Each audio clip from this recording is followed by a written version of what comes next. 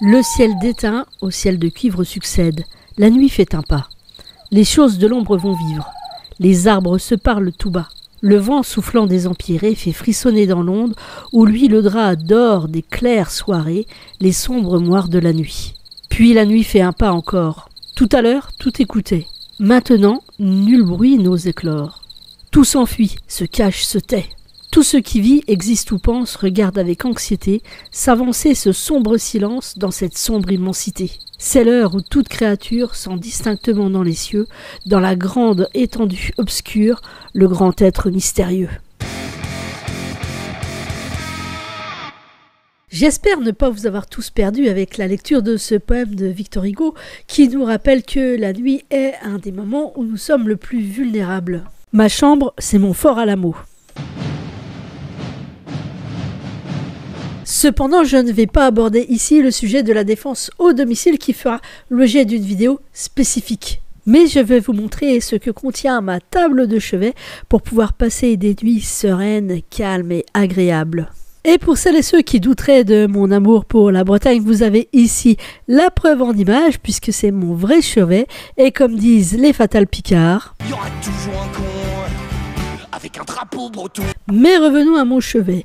Donc à mon chevet, comme vous pouvez le voir, il y a une lampe frontale que je vous ai déjà présentée, deux petites boîtes et juste à côté de mon chevet, il y a les sacs d'évacuation, le mien et celui de mon fils. Les deux, je vous les ai aussi déjà présentés. Cette lampe frontale est systématiquement à mon chevet où va rejoindre mon sac de rando quand on part quelques jours ou va encore aller dans mon sac d'évacuation. Elle se recharge notamment en filaire. Il y a aussi un système de batterie. C'est une lampe de la marque Headlight, telle que c'est marqué sur le côté. Plusieurs modes avec cette lampe, plusieurs modes d'éclairage, y compris le strombo, et puis plusieurs types de lumière, et notamment aussi la lumière rouge. Elle peut me servir pour me déplacer la nuit dans mon habitation, notamment quand il y a une coupure électrique par exemple. Passons maintenant à la boîte mystère qui contient pas mal d'items pour avoir une nuit tranquille. Alors en ce moment, c'est le paquet de mouchoirs parce que vous l'entendez, je suis toujours très enrhumée. Et avec ce paquet de mouchoirs, eh bien, il y a l'incontournable boîte de Doliprane car souvent dans la nuit, c'est quand j'ai mal quelque part, c'est ce dont je vais avoir besoin. Et pour éviter de me déplacer, j'ai la boîte de Doliprane à côté. Donc là, voilà, il en reste 4-5 à l'intérieur. C'est suffisant.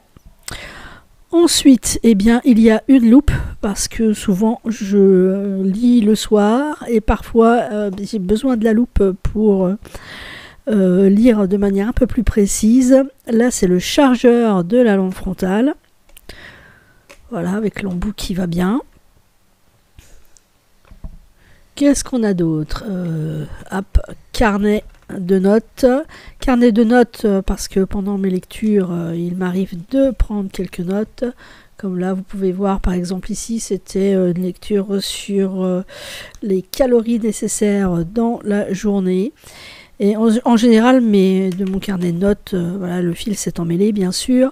En général, je vais reporter tout ce que je lis et ce que je note dans mes fiches. Vous avez aussi déjà pu voir sur la chaîne mes fameuses fiches. Alors, on a ici les écouteurs, puisque parfois je vais écouter des vidéos le soir. Et pour pas déranger mon ami, je vais mettre des écouteurs. J'ai toujours le téléphone aussi à côté, plus le chargeur du téléphone. Là ici on a une petite lampe à manivelle qui ne nécessite pas de pile, donc c'est pas mal aussi.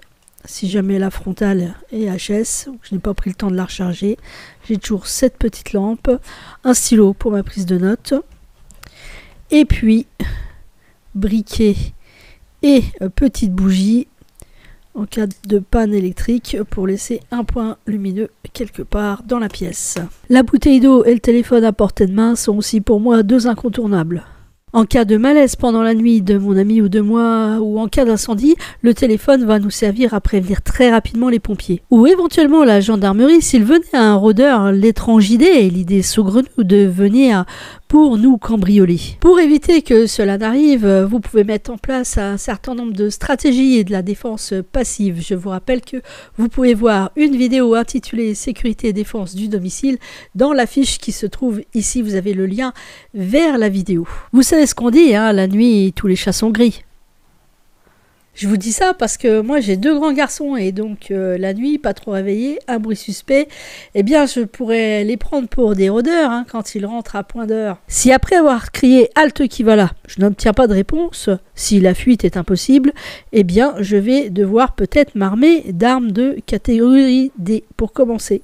Alors, je vous ai déjà présenté ces armes, matraque télescopique, pistolet d'alarme, oui j'ai bien retenu la leçon de la dernière fois, ne pas mettre le doigt ici, bien toujours mettre le doigt ici.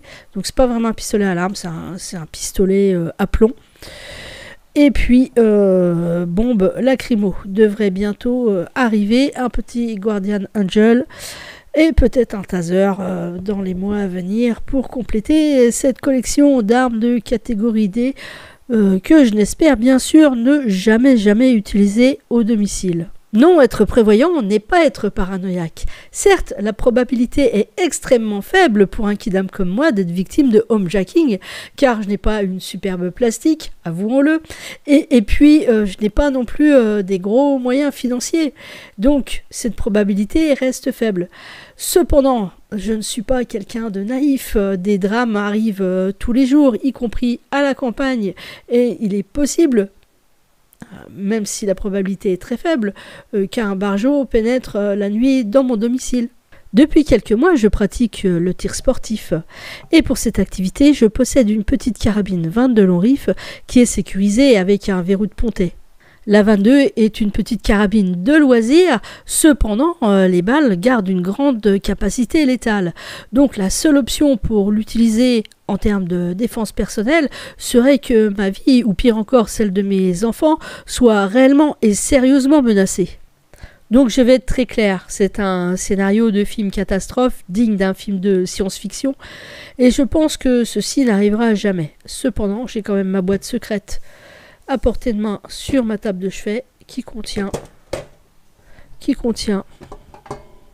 des balles de 22, un chargeur 5 coups, en général celui-là je le prends pour le club, j'en ai un deuxième sur la carabine vide aussi, et j'ai un chargeur 10 coups qui est prêt à charger directement.